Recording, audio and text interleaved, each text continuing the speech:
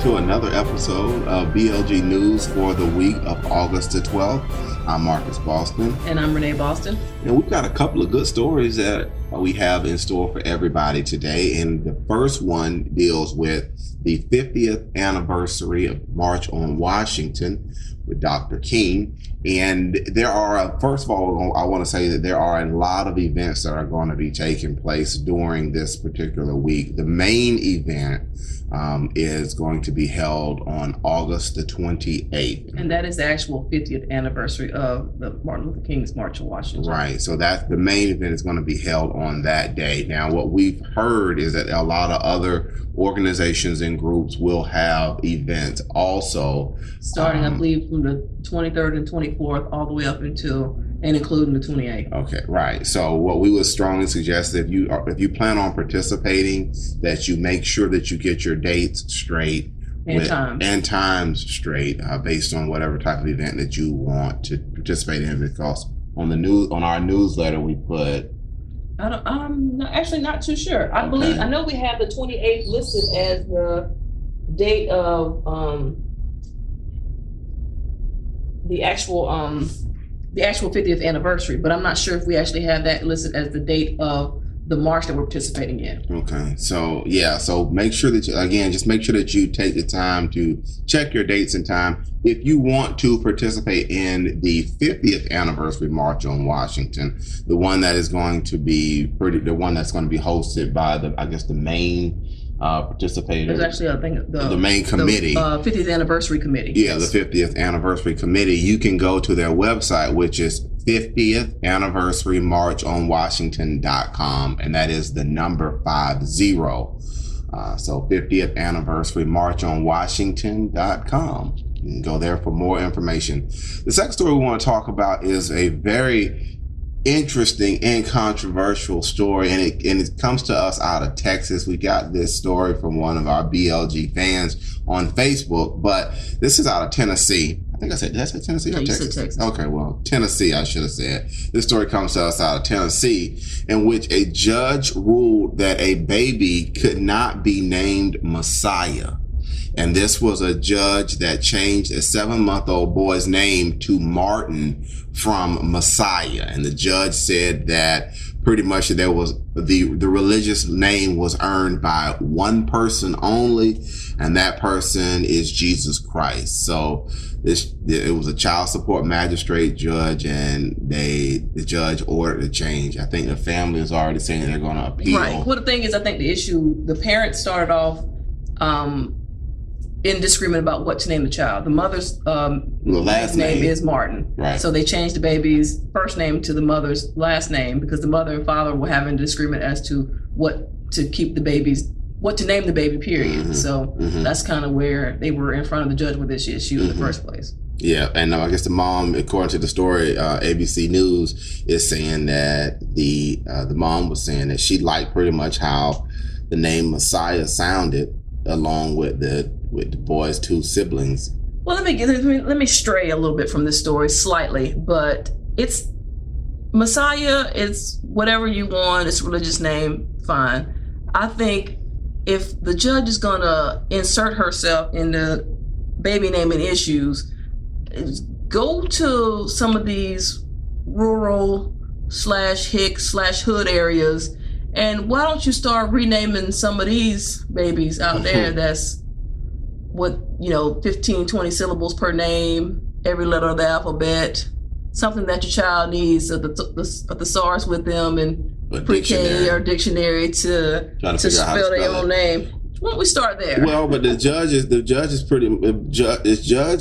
basing the decision saying it is still the best interest of the child because the county that the child lives in has a large Christian population. And she's saying that giving the baby the title Messiah or the name Messiah was going to cause a lot of problems for the child growing up. Hey, I'm just telling you what the story is reporting. But the same thing if you name your child, Shaka Zulu. Right. He or she may have problems with the community, right, but that's the choice of the parent. And the child also, when he gets 18 years of age or gets emancipated, he can change his name to whatever he wants to change it to. Right. So, yeah. Well, That's what's happening in Tennessee. And the next to last story that we want to talk about, and it deals with our community personally, is a youth basketball skills challenge, which will take place on Saturday, August the 17th from 1 o'clock to 4 p.m. And this is going to be hosted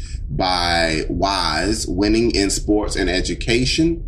The location of the event is going to be the DePietro Community Center, and you can find that in Laurel. The address is 7901 Cypress Street. It's in Laurel, and the zip code is 20707.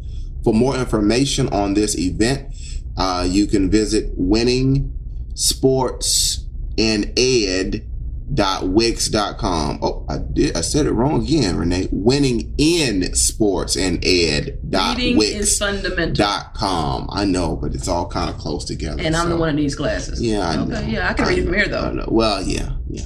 And the age groups are between 7 and 17. Boys and girls. And this is a free event. So if you're wondering and you want something for your kids to do on Saturday, August the 17th, come on out from 1 to 4. Again, for more information, you can visit winninginsportsanded.wix.com. And the final story, which is I have no idea about, but it's dealing with Oprah and something that happened with her purse. So I'll just sit back and listen and let Renee talk on this. Well, you don't want to chime in since you did something this weekend that you've never done or you haven't done in a very long time, which was go shopping with me? Yeah, I know, right? I know. But Oprah was actually in, Sweden for Tina Turner's wedding. And she went shopping and she was, I guess, dressed down. She, as she said, didn't have her hair done, didn't have her fake eyelashes on, and wasn't made up. But of course, she probably had on a sweatsuit or something that was more than that, and definitely more than that computer that we're sitting in front of. But it's Oprah, so she went into the store. There was a glass case or enclosed area for some of the higher end purses, and by higher end, I think this was like a $35,000-$40,000 purse that was enclosed in a glass case. And she asked the store clerk, can I see that purse? Can you take it down so I can see it? And the clerk was like, no, we got some lesser expensive purses over yonder somewhere for you to look at. And Oprah was like, I want to see that purse. And so I guess it was a little banter back and forth between Oprah and the sales clerk. And finally Oprah left, and of course then said, what's going on in Sweden? Black woman can't look at a purse. Yeah. So Oprah gets treated like a lot of other people too, just because she's Oprah. Yeah. She's the $50 billion woman. In Sweden, she is. Yeah, there's a strong argument that that racism plays a strong part in what happened to Oprah, because she's a black woman, and this is what some people are saying. She couldn't get the purse because of that aspect of things. And of course, you got the other people that are saying, well, no, it wasn't necessarily racially motivated. There's no way to tell what was going on. Maybe the clerk was too lazy to sell a high-end item in your store. I know it, right? Right. Yeah. Well, I think that the Sweden government and the Civ Sweden tourism board, when they got wind of what happened, they all went rushing to try to